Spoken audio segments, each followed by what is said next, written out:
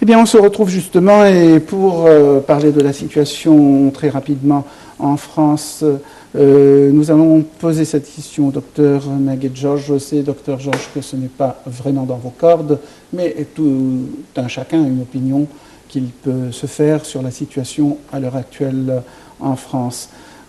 Aussi, est-ce que vous savez pour quelles raisons les pays occidentaux ne mettent-ils pas hors la loi les idéologies islamistes, racistes et fascisantes, à commencer par celle des frères musulmans, tête de liste de tous les mouvements extrémistes qui s'en suivent?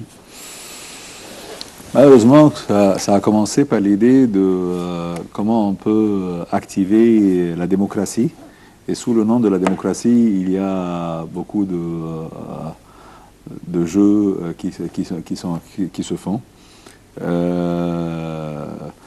Dans les dernières 2 années ou 3 années, après la révolution de 2011, les frères musulmans, ils ont essayé de dire oui, nous sommes pour la démocratie, nous sommes pour la liberté, nous sommes pour... Et ça, c'était simplement pour eux une étape pour arriver à leur but. Mais dès qu'ils sont dans leur but, dès qu'ils sont dans la position qu'ils veulent, eh bien là, immédiatement, tout ça se démolit et c'est leur loi à eux qui va être mise en place. Le problème, c'est que cette chanson, cette histoire qu'ils sont en train de pousser à droite et gauche pour la liberté dans les pays arabes, pour la démocratie et pour tout ça, ça a beaucoup d'oreilles qui ont accepté cette idée et qui l'ont même aidé d'une façon ou d'une autre dans les pays occidentaux. Et je ne pense pas que les pays occidentaux et surtout européens sont tellement timides de ne pas comprendre que le jeu qui est en train de se faire, c'était un jeu qui était tellement dangereux, et que voilà, ce qui arrive aujourd'hui, c'est une des résultats de la gentillesse européenne avec les extrémistes. Bien. En Égypte, par exemple, on a déclaré les frères musulmans comme mouvement terroriste et donc interdit. Est-ce que la démocratie française ou la démocratie occidentale de manière plus générale ne peut pas en faire autant? Est-ce que on pourrait avoir un parti antisémite en France, par exemple? Oui. Sachant que les islamistes eux-mêmes sont antisémites aussi, parce qu'on ne leur pose jamais la question de ce qu'ils pensent, mais ils disent bien que les juifs sont les descendants des singes, etc. Et même l'ancien président égyptien Morsi avait dit ça une fois, que c'était les descendants des singes et des porcs. Donc, comment tolérer une telle mentalité?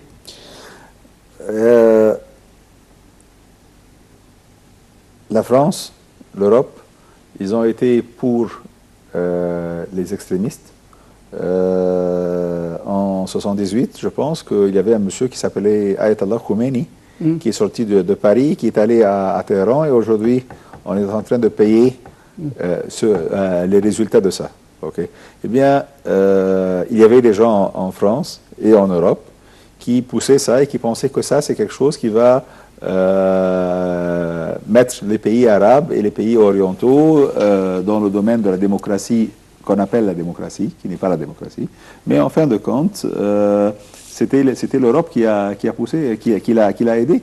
Eh bien, si aujourd'hui on est en train de dire que l'Iran est un des sponsors du diable ou bien des extrémistes, eh bien, on doit bien penser que celui qui a aidé que l'Iran a été cet Iran aussi d'aujourd'hui, oui. C'était les Français qui ont laissé M. Khomeini aller. Qui était reçu à Naufle-le-Château dans la banlieue parisienne. Voilà.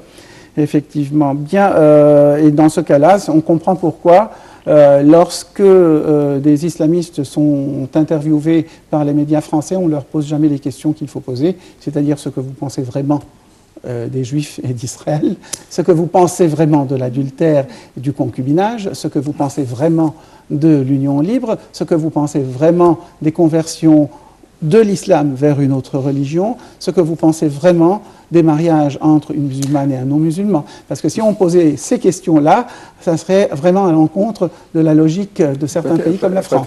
On ne veut pas aller, C'est-à-dire qu'il faudrait montrer à la population ce qu'ils pensent. On ne va pas aller aux limites, mais on va. Ce ne sont pas des limites. Même les questions standards. La démocratie. Mais la démocratie, on peut toujours tourner autour. Voilà. Eh bien, moi je parle de. Ils vont vous dire, nous sommes d'accord. Oui, mais voilà, eh bien, n'importe quelle réponse qu'ils peuvent vous répondre.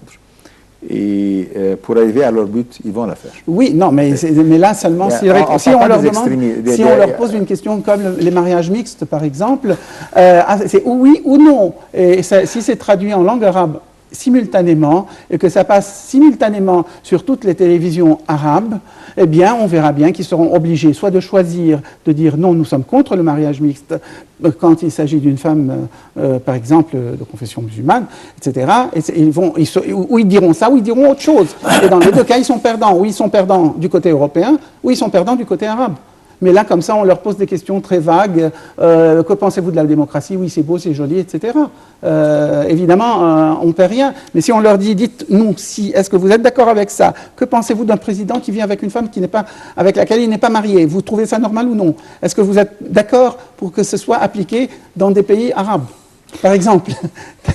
Et c'est-à-dire, on leur pose des questions qui font mal pour voir leur réponse. Je pense qu'aujourd'hui, la position où nous sommes, et ce qui est arrivé aujourd'hui en France, hier en France, c'est une position qui est tellement dangereuse. Ce n'est pas maintenant des questions qu'on va demander à des gens pour attendre des réponses, mais c'est des actions qu'on doit prendre. Et franchement, moi je ne trouve pas que ce sont des actions qui doivent être prises seulement par la France, mais ce qui est arrivé hier, c'est quelque chose contre l'humanité. Eh bien, tous, on doit se mettre ensemble pour commencer à prendre des étapes et confronter cette guerre. Okay. Ça, c'est ça ce qu'on doit commencer à penser. Mais des étapes dures où, par exemple, l'ancien président Nicolas Sarkozy a dit qu'il y avait 4000 personnes sous surveillance en France parce que, justement, ayant adopté une idéologie islamiste et qui errent un petit peu partout dans l'Hexagone. Bon, pourquoi? Qu'est-ce qu'ils font ceci? Pourquoi est-ce qu'ils ne sont pas déjà mis dans une prison ou en détention? Premièrement, moi je vais l'appeler, ils ont pris des positions extrémistes. Okay? Il y a comme des islamistes extrémistes, il y a des chrétiens extrémistes, mais en fin de compte, moi je suis chrétien, mais je dis... Non, mais c'est-à-dire, on n'a pas... excusez-moi là. C'est l'extrémisme. On ne doit pas toujours faire le parallèle, il y a des chrétiens extrémistes, il y a des musulmans extrémistes. On le faisait en Égypte, on n'a jamais vu de mosquée incendiée par des coptes. Par contre, on a vu des églises incendiées par des islamistes. En Irak, ce sont toujours des mosquées chiites qui sont incendiées et pas de mosquées sunnites qui sont incendiées. Donc on ne peut pas vraiment dire ça pour être modéré parce que nous n'aidons pas la modération. Prenons les choses bien claires, que maintenant, l'extrémisme, c'est ça la chose qu'on doit confronter. Et quand on est dans un cas de guerre, eh bien là, les mesures, les actions, tout ce qu'on va prendre comme des étapes qu'on prendra pour affronter cette guerre, eh bien là, dans la guerre, les normes ne sont pas les normes standards. Maintenant, on est dans la guerre. C'est pas, ça arrivera, c'est arrivé. Moi, je prends ce qui est arrivé hier, c'est comme dans l'ancien temps, dans la Seconde Guerre mondiale, comme ce qui est arrivé en Amérique à Pearl Harbor. Okay. Eh bien là, c'est là qui a mis les Américains dans la guerre. Oui. Okay. Eh bien, de là, je pense que tous, la France et tous, nous sommes tous derrière, comme c'est l'humanité qui va confronter ces Daesh. Et je pense qu'eux, ils ont poussé sur le feu rouge contre eux-mêmes. Daesh et autres, Al-Nusra, parce que Al-Nusra, c'est pas mieux. Le groupe qui a... Oui, non, parce qu'en France, il semble faire la différence entre Daesh et Al-Nusra. Et par exemple, l'actuel ministre français des Affaires étrangères, Laurent Fabius, avait dit en 2013 que Al-Nusra faisait du bon travail en Syrie. Dire qu'un groupe terroriste affilié à Al-Qaïda, a fait du bon travail en Syrie aussi. Ce que vous faites, c'est exactement... Moi, je cherche une copra et je dis, voilà, la copra, elle va commencer à manger les petits rats et les souris qui sont là. Oui. Et je pense que cette copra, comme c'est moi qui l'ai cherchée, elle va toujours regarder aux souris, elle ne va jamais venir contre moi. Oui. Ça, c'est le problème que beaucoup d'intelligents dans l'Occident, ils pensent qu'en utilisant les copras, c'est quelque chose qui sera sain et sauf pour eux, parce que ça va attaquer les ennemis. Et ils n'ont pas appris la leçon de l'Afghanistan avec Ben Laden. Ils n'ont pas assimilé la leçon. Ils n'ont pas appris la leçon de Sadat. Aussi de Sadat. Chercher les frères justement, ici en Égypte. Pour lutter, c'est eux qui l'ont tué. Bon, là maintenant, on a, je pense, donné à la situation en France ce qu'il fallait donner. On n'a même plus énormément de temps, mais on va essayer de couvrir notre sujet essentiel, c'est-à-dire l'industrie des produits pharmaceutiques et cosmétiques en Égypte. Est-ce que l'Égypte importe vraiment la plupart de ses produits pharmaceutiques? Non, au contraire. Pour qu'on soit ponctuel, l'Égypte importe les matières premières. Qui entrent dans l'industrie pharmaceutique. L'industrie pharmaceutique, il y a deux étapes. Il y a une étape, c'est comment on fait la molécule soi-même, comment on fait le produit, la matière première. Et l'autre étape, c'est comment on fait le mix ensemble pour avoir un produit qui sera stable, qui sera efficace, qui donnera un certain effet dans un certain temps dans le corps de l'être humain. Okay? Eh bien, la première étape, on n'a pas ça. On n'a pas l'industrie des matières premières. On a une usine, El Nasr, qui travaille dans ce domaine. On a quelques petites usines qui travaillent aussi dans ce domaine, mais ce n'est pas la base. Disons comme ça que, oui, 85% des matières premières qui entrent dans l'industrie pharmaceutique, c'est importé, les matières premières. Mais la production, le marché égyptien importe, disons, 10% du marché, c'est des produits importés, mais 90% sont des produits qui sont faits localement. Faites attention, nous avons à peu près 125 à 155 maintenant des usines pharmaceutiques. Une trentaine ou quarantaine d'entre eux sont sous licence maintenant, mais les 127 sont already en action. Bien, est-ce que nous ne pouvons pas non plus fabriquer chez nous les composantes de ces médicaments? C'est une idée plus économique. Pour avoir ce genre d'industrie, vous avez besoin d'un investissement qui est tellement énorme. Et plus le marché, malgré ça, le marché égyptien ne sera pas le marché qui peut couvrir ces investissements. Et bien là, vous avez besoin de commencer à sortir hors de votre pays pour couvrir cet investissement. Ce qui n'est pas le cas maintenant. Ce qui est difficile, effectivement. Est-ce que nous avons récemment introduit en Égypte un médicament, je ne sais pas si je dois dire le nom, parce que ce n'est pas un nom générique, médicament pour lutter contre l'hépatite B. Oui. Est-ce que nous le fabriquons? La matière première, c'est importé. Oui. Le produit soi-même, c'est fabriqué ici. C'est fabriqué en Égypte, surtout que... Même vous savez, il y a deux groupes. Eh bien, la première et la seconde même, elle est fabriquée ici en Égypte et ça se lancera dans les quelques mois prochains. Et c'est à des prix abordables? Les deux sont bien effectifs. Ils sont effectifs, ils sont efficaces, mais est-ce que le prix est abordable pour le commun des mortels? Oui, le prix qui se lance en Égypte, c'est beaucoup moins cher que ceux qui se lancent dans tous les pays alentours. C'est-à-dire le traitement peut coûter 2000 livres par mois pendant 3 mois? Oui. Seulement? Oui. Le but, écoutez, au commencement, on parlait de 6 000. Et d'une part, le président, le ministre de Santé et tous, on est en train de comment on peut diminuer les coûts. Et ça, la plupart des producteurs qui travaillent dans ce domaine, dans cette molécule, ils ont ce but devant leurs yeux. C'est bon. Parce que nous avons aussi des frais énormes en Égypte. Nous ne pouvons pas subvenir à tous les besoins Oui, mais faites attention d'une chose, que médicaux. maintenant vous faites une substitution d'un médicament pour un malade égyptien, pas par le gouvernement, mais par le secteur privé. Et ça, c'est dangereux. Pourquoi? Parce que si je commence à dire que on fait une substitution, par exemple, du blé, des produits pétroliers, de plusieurs produits dans le marché où ça couvre la plupart du marché égyptien. Et ça, c'est fait par le gouvernement. Jamais on a demandé d'un producteur de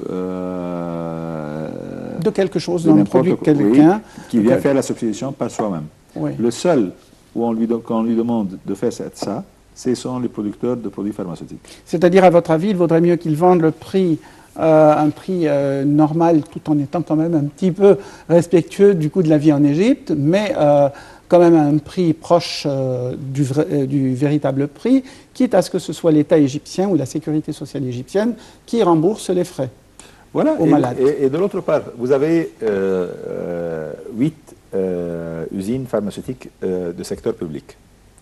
Eh bien, si vous voulez lancer un produit dont le prix soit même moins que le coût, eh bien, vous avez ces usines-ci que vous pouvez utiliser pour faire ce genre de produit.